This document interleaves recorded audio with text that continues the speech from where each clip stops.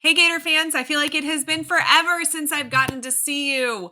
You are watching a peek inside the Gators. And listen, there's something that I want to talk to you all about Florida and whether or not we're going to hire an offensive coordinator.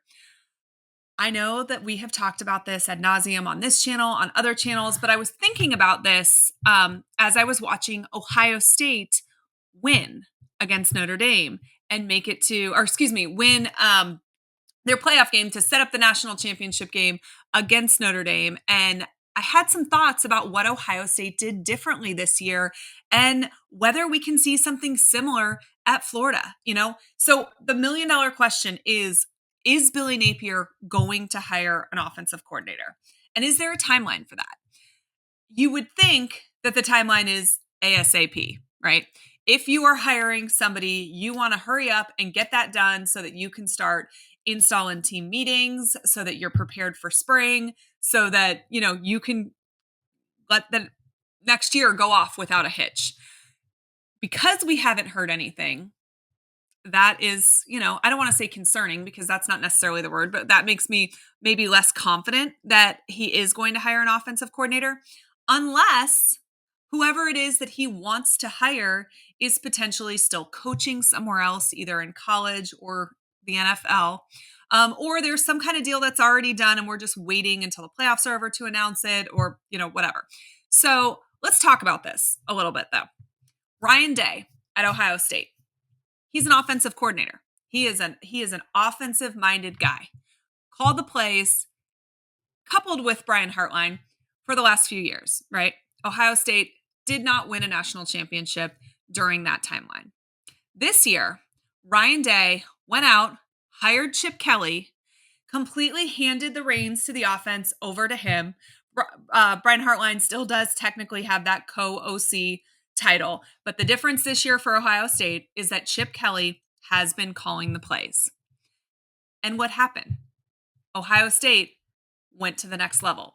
Ryan Day, a proven offensive coordinator who was an OC on those staffs that won national titles with Urban Meyer, proven offensive coordinator, decided that it was a smart move to hand over the reins to someone else so that he could prioritize being the CEO of the Ohio State Buckeyes. And it worked. And that makes me think a lot about Coach Napier. And listen, overall, I think that there are some certain things on offense that we can point to that need to improve. But I don't think that Coach Napier's offensive scheme is bad. I actually think it's very good.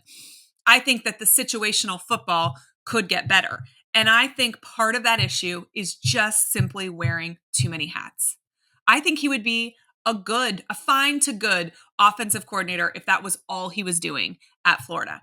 I just think he has so many responsibilities that if he wants to be a successful head coach long term, the best thing to do is hand those reins over.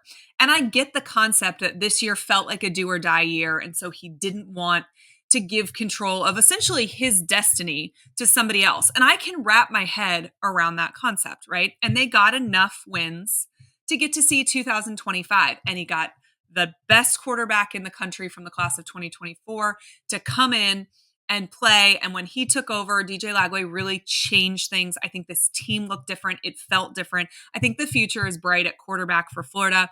And that is all due to Coach Napier's recruiting, right? But I think the ceiling of Napier as the OC and the head coach is potentially around 10 games. I think the ceiling of Napier as the head coach and a different offensive coordinator with DJ Lagway and the stable of running backs and the stable of wide receivers that Florida has is the playoffs, is potentially a national championship. And I think that's exactly what we watched just happen at Ohio State, right? They could almost get there, but they couldn't get over that hump. And the difference this season was an OC, was handing those reins over. I think it's something that could be really successful at Florida. I think it could help Coach Napier reach that upper echelon of head coaching. I'll get right back to the video, but first, I appreciate BetUS for all their support. Just quickly, make sure that you're betting with them and you're using their code YouTube150. That'll get you a 150% sign up bonus on your first deposit, and you'll also get 125% on your next two deposits, all up to $2,000. The national championship game is next Monday, and we're in the middle of the NFL playoffs, so make sure that you are using BetUS.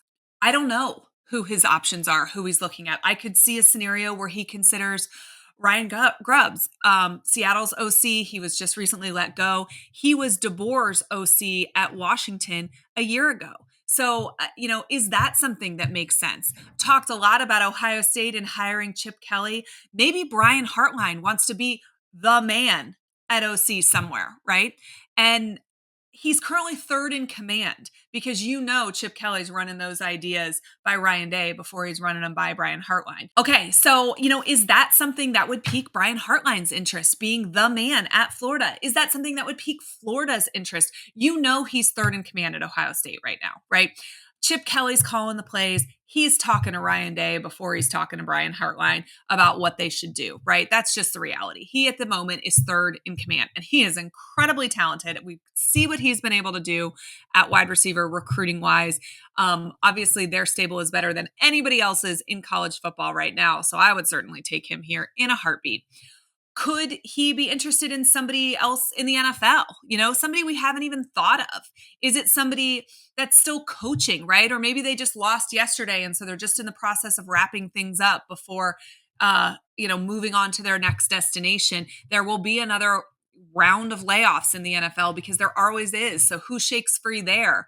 And then, the other options are you going to consider promoting somebody internal, right? That's going to run Billy Napier's offense exactly the way he wants to, but maybe is, just calling the situational plays. And, there was a lot of talk this playoff about using a situational coach, which I think is also a really interesting idea as well. So, like, do you have somebody who's standing on the sidelines, running the statistics, looking at what the card says the play is for the moment, and I guess that's another thing that you could consider as well. If you don't go external and make a splash hire, just like Ohio State did hiring Chip Kelly, and you don't go internal, promoting somebody that's just going to run his system, do you consider retaining play calling yourself, but hiring one of those coaches who can stand right next to you and literally say, the card says do this in this situation. The odds of this are that in this situation, which I do also think would improve play calling, right? So, I don't know. I know that we've beaten this OC talk to death, right? And it's been very quiet the last few weeks, and we haven't had any movement, which does seem to lend itself into retaining play calling himself. But it's just hard for me to look at what's going on in Ohio State right now and not see the parallels to what we have at Florida. Now, am I saying Florida's going to win a national championship next year if they hire an OC? No. But I think that the chances that Florida has a better record with an OC are greater than without an OC.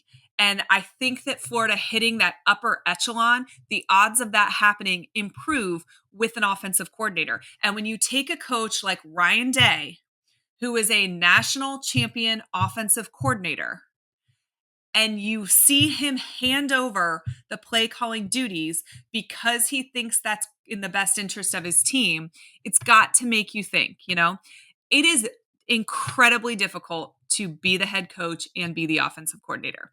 Is it possible? Yes, we have seen it work. Is it common and successful? No, it's not. So I really hope that that's something that's, being discussed within those walls at UF and that football facility. And I, for one, cannot wait to see what we find out in the coming weeks about position changes and things, because there is going to be news coming with 100% certainty. Whether or not an OC name is mentioned in all of that is maybe up for debate. Appreciate you guys for joining me as always. And please make sure that you are subscribed to A Peek Inside Gators Football. I'll see you guys real soon. Go Gators.